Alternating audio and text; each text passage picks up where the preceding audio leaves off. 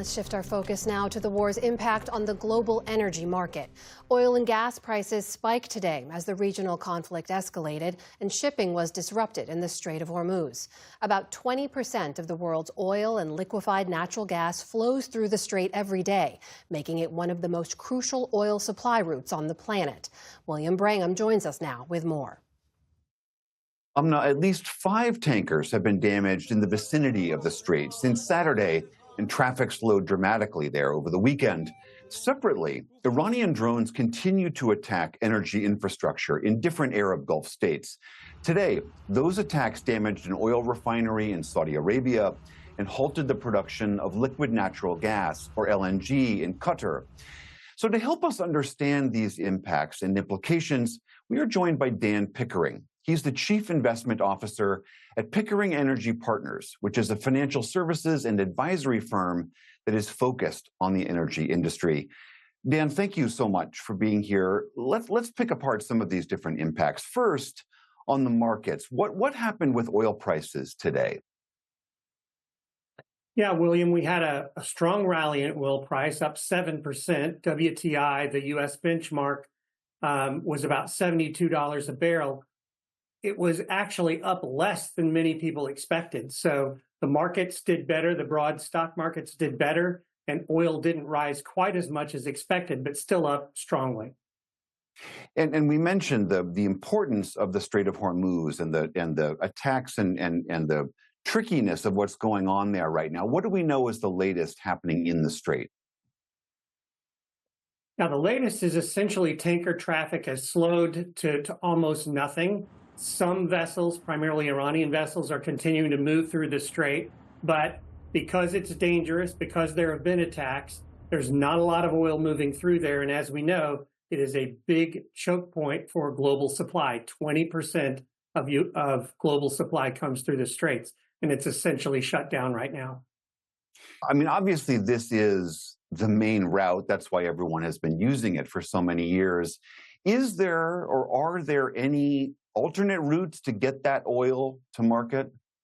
For oil, there are some other pipeline export routes, maybe 5 million barrels a day. So remember, 20 million through the straits, perhaps 5 million of it can get to market other ways. So 15% of supply is trapped behind the straits. On the gas side of the equation, there really is no other output for Qatar's liquefied natural gas. And so that is kind of 100% blocked right now. Do you have a sense of what Iran could do to both increase the pressure on the limited traffic that's going through, and what might the Americans or allies do to alleviate that choke point?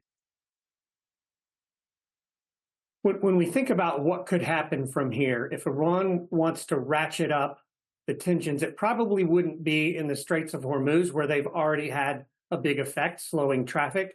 It would be lashing out at the energy infrastructure of the other Gulf states. So attacking Saudi Arabia's capabilities, attacking Kuwait, Oman, the United Arab Emirates. So I think that the actions that the U.S. and the allies would likely take will be to try and safeguard the straits, whether doing that militarily with escorts and or aerial support, and potentially creating a financial backstop that would allow tanker traffic to move through without fear that the damage would be uninsured. Right. I mean, you mentioned some of these other potential attacks. We have seen some of those already. What does this say about the state of the conflict, that Iran is right now reaching out to trying to attack those other states and other refineries? I think it says this is clearly different than what we saw in June. Obviously, a much bigger conflict, and one in which Iran is prepared to fight back and fight back aggressively. I would say, though, that the first 48, 72 hours are very important, and no significant infrastructure damage has happened across the Middle East. And so I think we have to feel good that there hasn't been more damage or more impact. And my expectation is we'll probably fix the Straits of Hormuz within the next 10 days. And so this is absolutely a flashpoint in time, but one that is probably going to ease in terms of risk as we move through the next week to 2 weeks. I want to ask you about this one. There was one attack on an LNG facility, a liquid natural gas facility in Qatar, and European gas prices surged quite dramatically after that. How significant is the loss of that one facility or an attack on that one facility?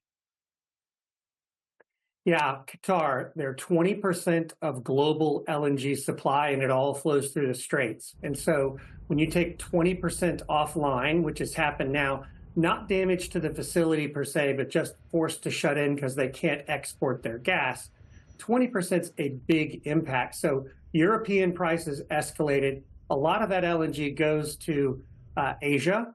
And so those shortages will be felt, in the next, call it month or so. But European prices react because the whole global market has now tightened. Not a lot of excess LNG capacity around the world to offset those shut-ins. I mean, I know we are in early days and all of these things are predictions at this point. Do you have any sense as to whether or not and when American consumers might feel the ripple effects of this conflict? Yeah, I think we're very lucky here in the United States from the perspective that because of the shale revolution, because of the fact that the U.S. has become the world's largest oil producer at 14 million barrels a day and a very significant gas producer, we're pretty self-sufficient here. And so we should be relatively insulated from what's happening. Global prices will impact U.S. prices, but oil in the 70s, gasoline prices should stay relatively muted. So unless things escalate from here, we should see relatively little impact in the U.S. unless things escalate. All right, that is